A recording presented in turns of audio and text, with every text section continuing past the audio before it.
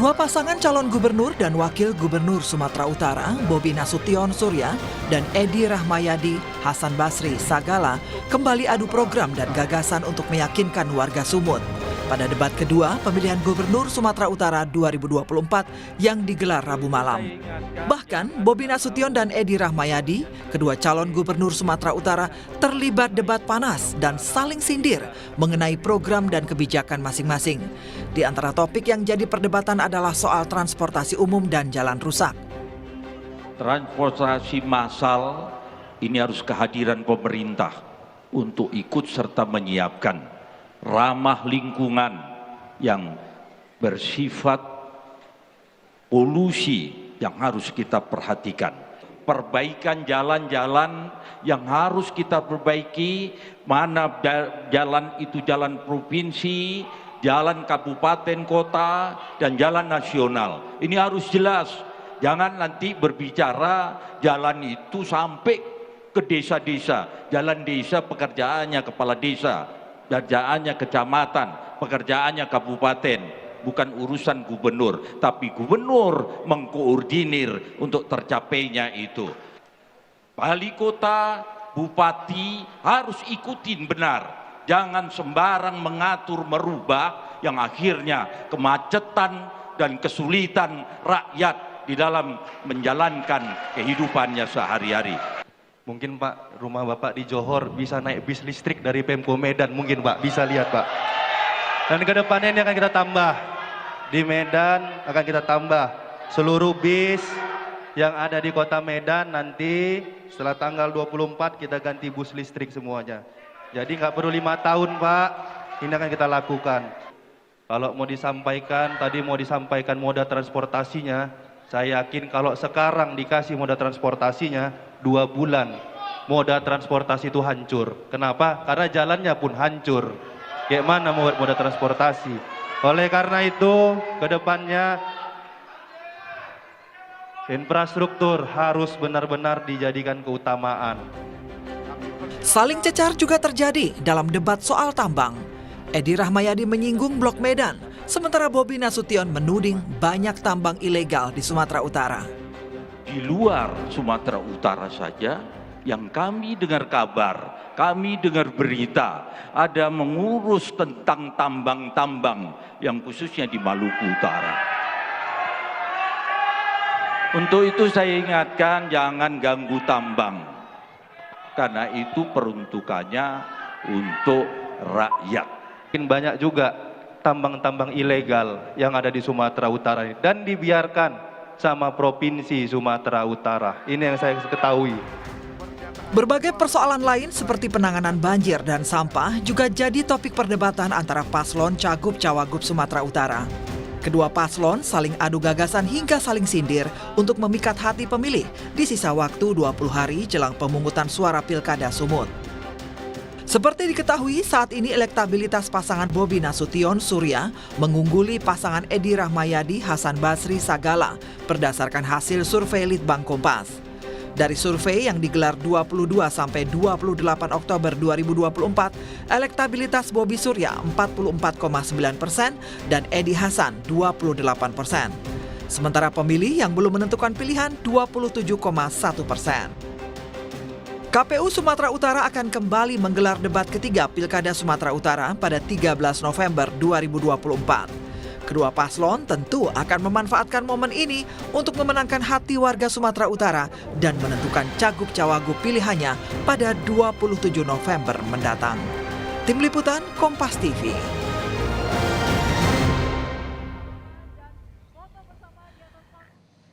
Dengan dibalut saling sindir kebijakan, kedua paslon Pilkada Sumatera Utara saling adu gagasan di debat kedua Pilkada Sumatera Utara Rabu malam kemarin. Dan untuk membahasnya sudah bergabung bersama kami di Rumah Pilkada Analis Politik Universitas Sumatera Utara, Indra Fauzan. Bang Indra, halo, selamat sore. Selamat sore, Mbak.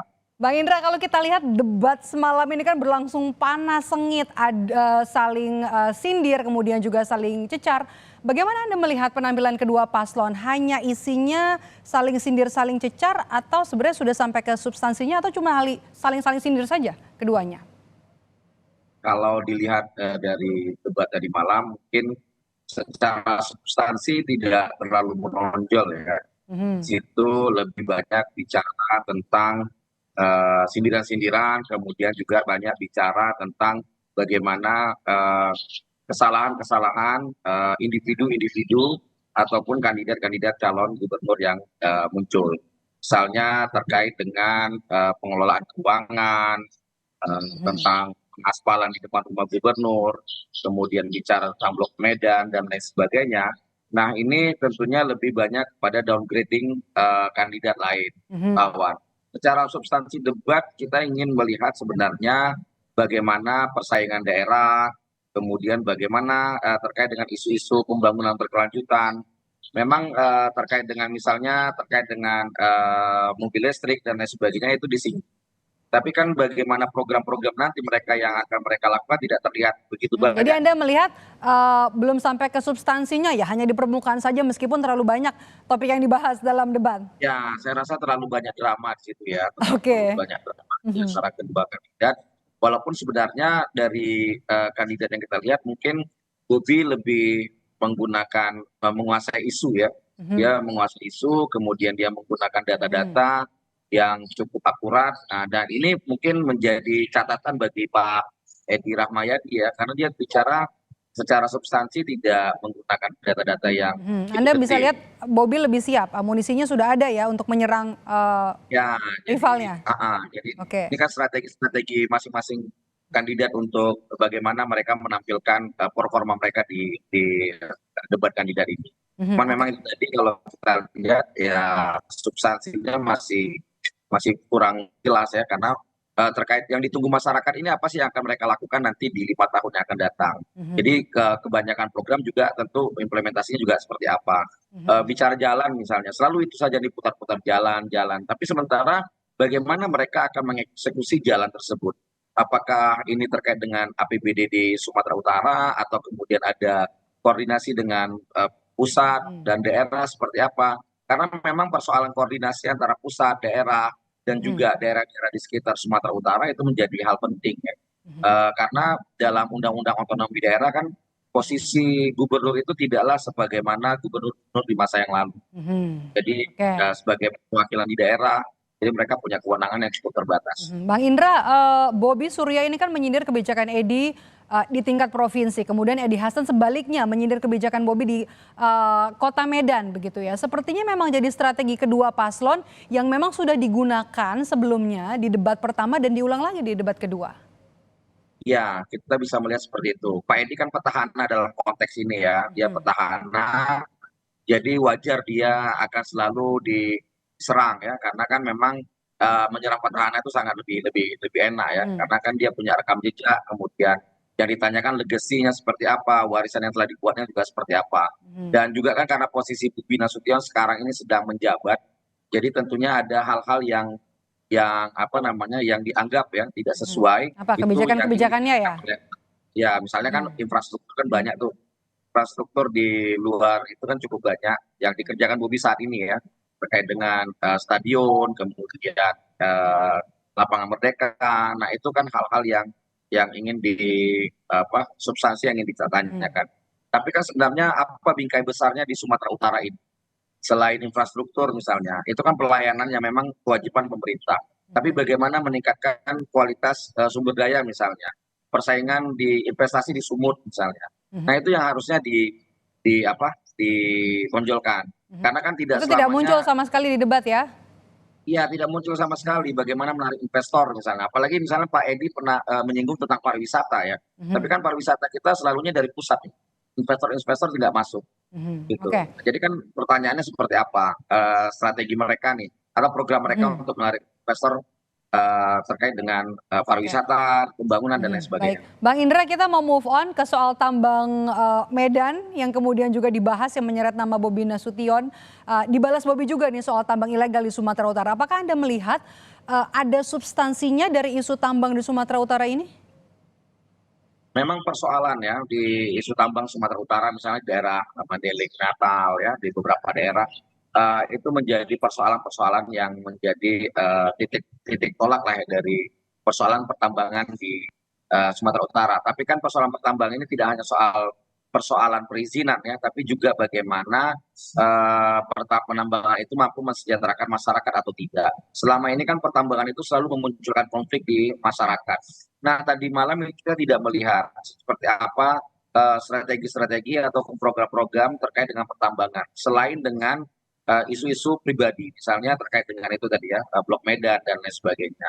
Nah, persoalan pertambangan ini kan harusnya mengikuti aturan-aturan dari negara, gitu ya. Kemudian perwakilan di daerah Sumatera Utara itu bagaimana mengimplementasikannya. Makanya kalau kita lihat selama ini terjadinya konflik-konflik pertambangan itu ya memang bermuaranya di masyarakat. Jadi bagaimana strategi kepala daerah, terutama Gubernur Sumatera Utara nantinya ini untuk menyelesaikan persoalan tersebut. Tapi kan kita tidak melihat nih apa sih sebenarnya keinginan dari Pak Edi Rahmayadi, apa keinginan dari Pak Bobi Nasution. Fakta-faktanya mungkin mereka tidak, detail datanya mungkin tidak terlalu tersaji ya bagi dari mereka, sehingga mereka tidak punya apa namanya gambaran utuh nih terkait dengan pertambangan di Sumatera Utara. Oke, kita bahas sekarang soal sampah. Sampah juga jadi sorotan debat semalam ya. Bobi mengaku pernah di-prank ya, di-prank Bobi terkait juga dengan penyediaan lahan buat tempat pembuangan sampah. Anda bisa melihat nggak isu sampah di Sumatera Utara? Kalau mungkin bicara persampahan ya, itu kan misalnya ada pengelolaan sampah. Kawasan Bidang Rut kan ada Medan, Binjai, Deli Serdang, Karo. Nah sebenarnya itu daerah-daerah yang memang harusnya menjadi area-area tempat pengolahan sampah. Persoalan yang dihadapi Pak Bobi Nasution kan di Kota Medan tidak ada TPA nih. TPA yang digunakan saat Di ini pinggir masih TPA. Medan semua ya? Ya, TPA terjun itu ada di Medan Utara, kemudian itu sudah tidak mencukupi lagi secara publikasi atau tonasenya, sehingga Medan harus mencari alternatif tempat pembuangan akhir sampah tersebut. Nah, saya rasa persoalan prank ini saya tidak terlalu memahami ya seperti apa, mungkin pernah dijanjikan, tapi koordinasi antar daerah ini penting. Kolaborasi yang ingin dibangun seperti apa sih antara misalnya dan misalnya strategi dari Keseriusannya untuk mengatasi masalah sampah ya? iya, mengatasi Oke. bagaimana sistem koordinasinya, Oke. komunikasinya seperti apa. Jadi tidak hanya sekedar di atas wacana saja kita akan mengkoordinasi Oke. seperti ini, tapi detailnya seperti apa. Karena kan terkadang terjadi ego sektoral antar kepala daerah, antar Kota Medan dengan Deli Serdang misalnya, atau Deli Serdang dengan daerah lain. Ini menjadi susah untuk menentukan titik temunya. Bang Indra, elektabilitas Bobi Surya ini kan jauh ya di atas Edi. Apakah ini kemudian hanya gambaran saat ini atau ini sebenarnya adalah gambaran sesungguhnya pada saat pencoblosan nanti? Kalau dilihat dari survei Litbang Kompas beberapa waktu lalu kan itu undecided votersnya cukup tinggi ya, sekitar 27, mungkin ditambah juga dengan margin error sekitar 3%, ya sekitar 30% lah kita melihat bahwa belum ada perubahan. Nah ini cukup tinggi saya rasa. Undecided voters itu kan mereka yang benar-benar belum menentukan pilihan. Berbeda dengan swing voter. Swing voter ini kan pemilih galau nih. Itu kan sangat kecil ya. Jadi undecided voters ini cukup tinggi. Jadi kalau misalnya dilihat dari survei Litbang Kompas, saya rasa itu cukup mewakili kondisi saat ini ya, seperti apa. Karena memang saya rasa di 20 hari terakhir, tiap-tiap individu atau masyarakat di Sumut ini pasti sudah memiliki pilihan mereka masing-masing dari, mereka tidak mengungkapkan saja. Nah jadi dan mereka sudah punya ketetapan hati. Tinggal yang 27% ini undecided voters inilah yang kemudian ingin digarap oleh dua kandidat. Bisa saja Pak Edi menampilkan performa yang baik, tapi sayangnya dalam dua debat Pak Edi selalunya agak kelimpungan nih menghadapi data-data dari Bobi Nasution. Dan tentunya tingkat kepercayaan masyarakat terhadap Pak Edi Rahmayadi ini juga dipertanyakan. Makanya mungkin masyarakat akan beralih kepada Bobi Nasution. Jadi 44,9% itu sampai ke Belum 20. bisa terkunci ya?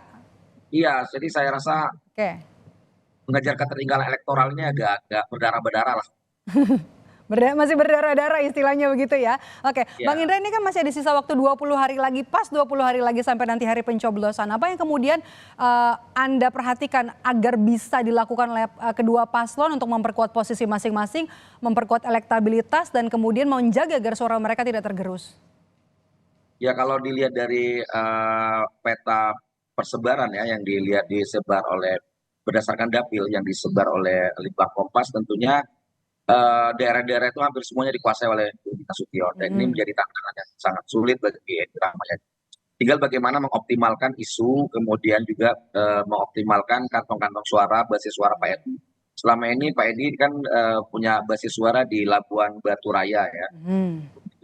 Kalau di daerah Madeling Natal, Tapsel dan sebagainya mungkin itu sudah bulat dimenangkan oleh Bobi Bobi. Nasution. Ya, tinggal di daerah-daerah seperti daerah-daerah yang mungkin Deli Serdang, Kota Medan, kemudian Langkat, kemudian Daerah-daerah Melayu begitu ya? daerah-daerah yang ya sekitar Pantai Barat inilah Oke. masyarakat yang kemudian punya budaya politik yang berbeda, tingkat pendidikan yang berbeda, pekerjaan yang berbeda. Kemudian tentunya mereka adalah saya rasa ada sedikit voters itu berputar di tiga daerah ini. Jadi ada kemungkinan saya rasa lebih bagus Edi Rahmayadi itu menggempur tiga wilayah ini, memenangkan kontestasi ini. Tapi bagaimanapun ini kan juga dilihat dari elektabilitas Bobi Nasution yang juga saya rasa terus naik. Baik. Pengaruh-pengaruh politik di lapangan juga seperti apa? Karena kan banyak kandidat-kandidat yang lain mengasosiasikan diri mereka kepada Bobi Nasution. Lalunya mereka sepertinya ingin mendapat endorsan dari Bobi Nasution dan ini menjadi menjadi satu strategi yang sangat krusial juga dalam pemilihan. Baik, terima kasih sudah memberikan ulasan tentang hasil debat kedua Pilgub Sumatera Utara hari ini. Indra Fauzan, analis politik dari Universitas Sumatera Utara. Sehat selalu, Bang Indra.